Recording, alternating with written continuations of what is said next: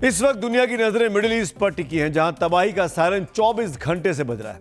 America कब Iran पर हमला कर दे कोई नहीं जानता। अरब सागर से लेकर फारस की खाड़ी तक जंगी जहाजों का जमावड़ा बढ़ता जा रहा है। एक तरफ अमेरिका के वॉरशिप हैं तो दूसरी तरफ ईरान का ड्रोन वॉर करियर। दोनों के बीच युद्ध की आशंकाओं से दुनिया के कई दिग्गजों का गला सूखा हुआ है। एक तरफ सुपर पावर अमेरिका, दूसरी तरफ ईरान। एक तरफ ट्रंप के जंगी जहाज तो दूसरी तरफ ईरान की मिसाइल तैयार। अमेरिका ने भले ही ईरान को घेर लिया हो, लेकिन खामेनेई के हौसले बुलंद हैं। वो ट्रंप को मुंह तोड़ जवाब देने के लिए कमर कस चुके हैं। वॉशिंगटन और तेहरान के बीच का तनाव युद्ध के मुहाने तक पहुंच चुका है। अरब सागर में अमेरिकी यूएसएस अब्राहम लिंकन की तैनाती के जवाब में ईरान ने अपना ड्रोन कैरियर मोर्चे पर लगा दिया है। अमेरिकी नौसेना ईरान के दरवाजे पर पहुंच गई है। फारस की खाड़ी के पास अमेरिका के एक दो नहीं बल्कि तीन वॉरशिप युद्ध का बिगुल बजाने के लिए रेडी मोड में हैं। तो क्या समंदर से ईरान के विनाश का प्लान लॉक हो चुका है? क्या ट्रंप का ऑपरेशन ईरान शुरू होने वाला है? अमेरिका के साथ खामेनेई की नेवी भी पहाड़ की तरह डटी हुई है। हॉर्मुज के पास ईरान की नेवी ने युद्धाभ्यास करके अमेरिका को सीधा संदेश दिया कि अगर फारस की खाड़ी की तरफ बढ़े तो फिर खैर नहीं।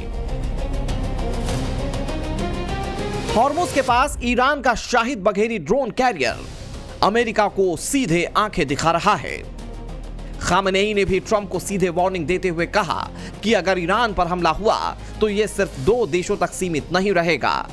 इस आग की चपेट में पूरा मिडिल ईस्ट होगा।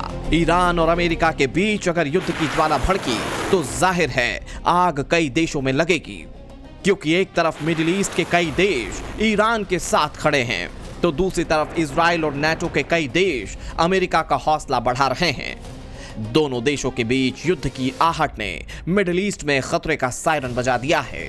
अगर ईरान और अमेरिका के बीच युद्ध हो गया तो मैं कह रहा हूं कि यह तीसरे विश्व युद्ध के समान होगा। ये किसी इजराइल या हमास जैसा या यूक्रेन और रूस जैसा नहीं है। इससे पूरी दुनिया अफेक्ट होगी। कैसे होगी आपको बिग वॉल पर लेके चलता हूं और बड़ी वॉल पे आपको समझाती कि आखिरकार कैसे दुनिया की अर्थव्यवस्था पर चोट कर सकता है। ये ग्लोब है और ग्लोब का ये वो इलाका मैं आपको दिखाता हूं जहां पर ईरान एस्टेब्लिश है। ये ईरान है, ये सबसे इंपॉर्टेंट चीज। और ये वो रूट है, सी रूट है, जहां से बड़ी संख्या में ट्रेड होता है, व्यापार होता है। और इस रूट के बिल्कुल मुहाने पर अमेरिका ने अपना यूएसएस अब्राहम लिंकन लाकर तैनात कर दिया है। यानी अगर यहां से कोई मूवमेंट हुआ, ईरान के लिए कोई मदद गई या ईरान ने कहीं कोई और देश आता है तो उसको रोकने के लिए अब्राहम लिंकन यहां तैनात है। ये ट्रंप इस मुहाने को रोकना चाहते हैं।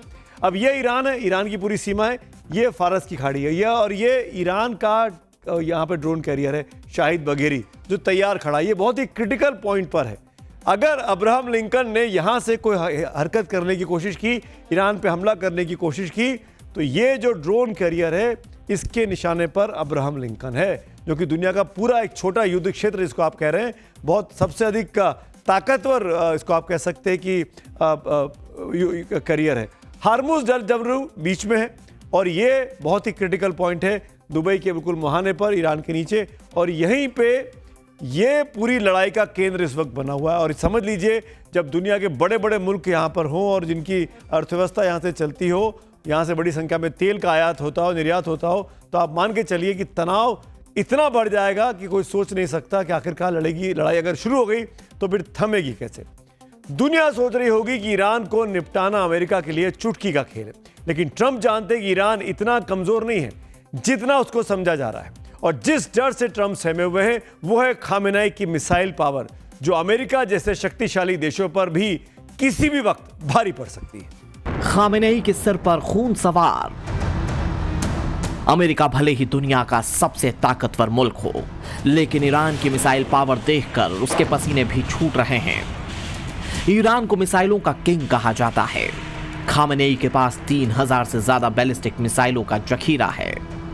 ईरान इस वक्त बारूद के ढेर पर बैठा है और उसके पास मौजूद मिसाइलों का जखीरा दुनिया के किसी भी आधुनिक डिफेंस सिस्टम को मिट्टी में मिलाने का दम रखता है। तेहरान ने सालों की मेहनत और पाबंदियों के बावजूद एक ऐसी आसमानी फौज खड़ी कर ली है जिसे देखकर अमेरिका भी घबराया हुआ है। ईरान ने पहाड़ों के नीचे सैकड़ों फीट गहरी सुरंगों का जाल बिछाया है, जिन्हें मिसाइल सिटी कहा जाता है। यहां से ईरान कभी भी बैलिस्टिक और हाइपरसोनिक मिसाइलें दाग सकता है।